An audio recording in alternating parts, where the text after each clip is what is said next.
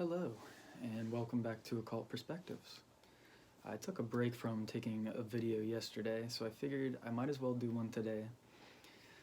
As it turns out, I need to go through the Hiram key and take more notes before I do another video anyway. I have tomorrow off of work, so hopefully I'll be able to compile some more information and get that to you. But in the meantime, I'm doing kind of a shorter video today.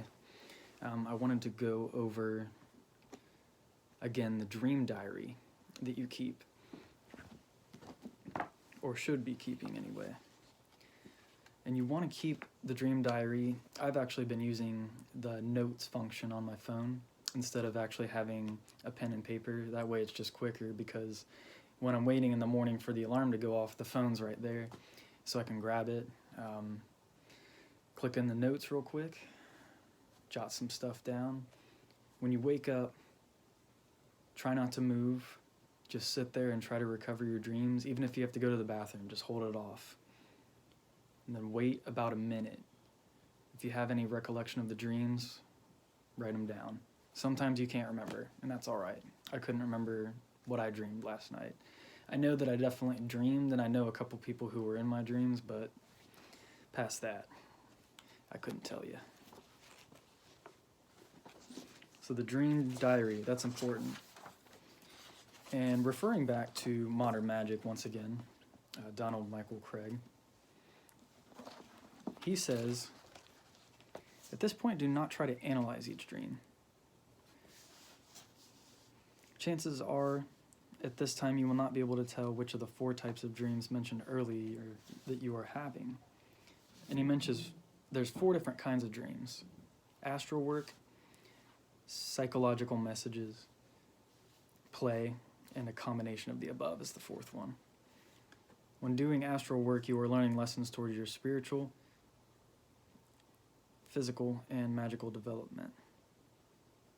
I'm sorry, that's psychic and magical development. That was strange spelling.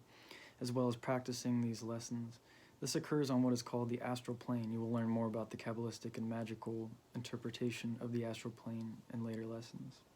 I guess that word would be psychical? Psychical. I've never heard it spelled that way. Psychological messages. Many times your unconscious mind needs to tell your conscious something, but your conscious refuses to or is unable to listen. In some dreams, the unconscious sends a message in symbols to the conscious. This is a basis for one aspect of Freudian analysis. Sigmund Freud, if you don't know who that is. If you're going to get into the occult or any esoteric stuff, that's another good person to study, because a lot of it's going to go hand in hand.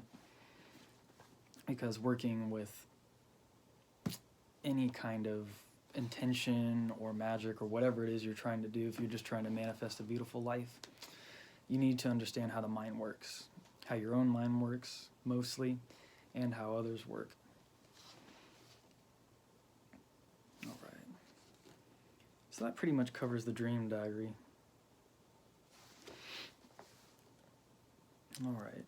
And then the other one is the actual ritual or magical diary, or if you are someone who practices yoga, you probably want to keep some kind of journal of the times, the phases of the moon. And this is more, of course, this is going to be for magical operations. But it could work for other practices as well, such as yoga, to record your experiences. Also things like phase of the moon, the weather conditions, etc., which is all included in this ritual diary that is presented in this book. And the first reason he says for keeping one is that'll determine, when you go back and read, you'll find out when you're most successful. Are you successful during a waxing moon? Are you more successful during a waning moon? Are you more successful when you're happy or it's a warm night? He said, others have their greatest success when they are depressed and it is raining. That's kind of interesting. But altogether, it becomes your own personal secret magical text, which is really only good for you. It would be interesting to read somebody else's, but not sure if it would make much sense, or if you could utilize that information. It's more of like a personal grimoire kind of deal. There are some tips for remembering dreams in here. Going back more to the dream diary, I just now saw this. Every night as you fall asleep, repeat silently to yourself, I will remember my important dreams when I awake. Declare it. Say it as if it is.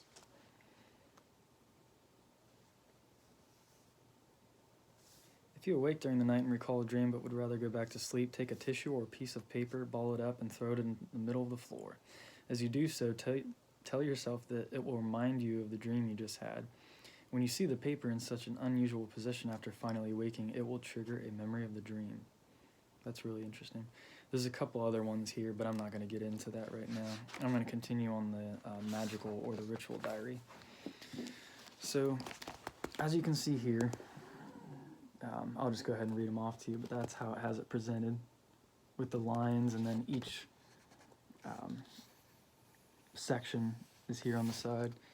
So the date, the phases of the moon, weather conditions, emotions, physical conditions, like how were you feeling that day, the name of the operations performed, the performance, and the results. And here's an example of one that's filled out.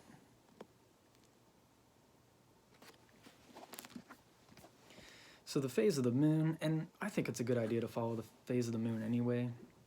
That way you know which archetypal energies you're going to be working with over the next couple days. I know we're about to have a new moon in Capricorn. New moons are always good for new beginnings and such, and Capricorn is an earth element sign. I know a lot of people who are Capricorns, and they really differ from person to person. Even though the sun sign is only a small component of your astrological chart, the sun signs still usually, show somebody's behavior pretty well. But Capricorns seem to vary more than any other sun sign, from what I've seen. I've seen very angry people, I've seen very happy people that are Capricorns. So weather conditions. Is it rainy, sunny? How are you feeling? The emotions, you log that.